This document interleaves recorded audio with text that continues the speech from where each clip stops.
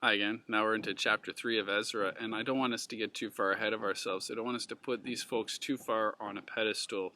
It's not like they were so much more in tune with God, that they were born so much more spiritual than us.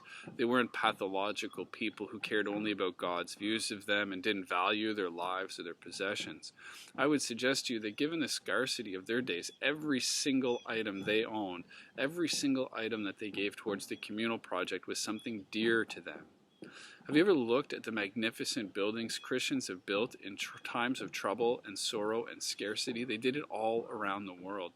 How did those giant buildings come to be in times when the flu could wipe out huge swaths of humanity, or a bug could collapse the local economy, or a drought could do so?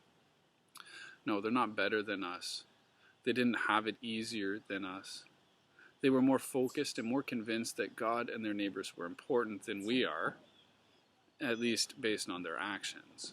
In chapter 3, verse 3, it says, "Despite their fear of the peoples around them, they built the altar on its foundation and sacrificed burnt offerings on it to the Lord, both the morning and evening sacrifice." This means that even though we may fear our locals, we may fear looking foolish, we may fear being mocked or derided, we are in good company. It's probably going too far to put it this way, but it's almost as if you aren't fearing others, if your actions aren't a threat that creates a destabilized situation, then you aren't doing it right. Jesus upset the apple cart so much that he gets killed for it. What form does radical grace, genuinely living as though Christ is King, take in our lives?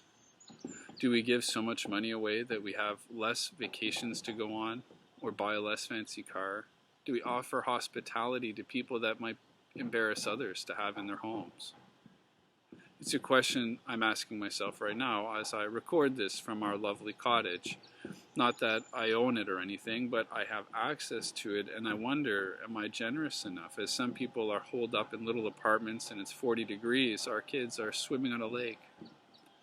I do what I can. I try to be grateful about the beauty around me, to stop, to notice it, to pay attention to it. And while I think that these are good questions worthy of attention, I recall that grace itself is a gift. The love I have in God, the ability to live as a child of God. And it takes the edge off the questions and makes it easier to actually deal with them rather than feeling some sense of shame or fear, but sending a sense of love and freedom. The gospel is good news, and I think that the Bible is serious when it says that God loves a cheerful giver. The point is not to give endlessly, not really. The point is that sacrifice that is grudgingly offered isn't beautiful. Gifts given so that you can get something in return are not gifts. That's called an investment. A gift given grudgingly isn't truly a gift, it's appeasement. Today I want to thank God for the sacrifice of His Son, and the rest will fall into place with a bit of prayerful consideration. I want to enjoy creation, nature, and beauty that He's put all around me. And I pray that you could too.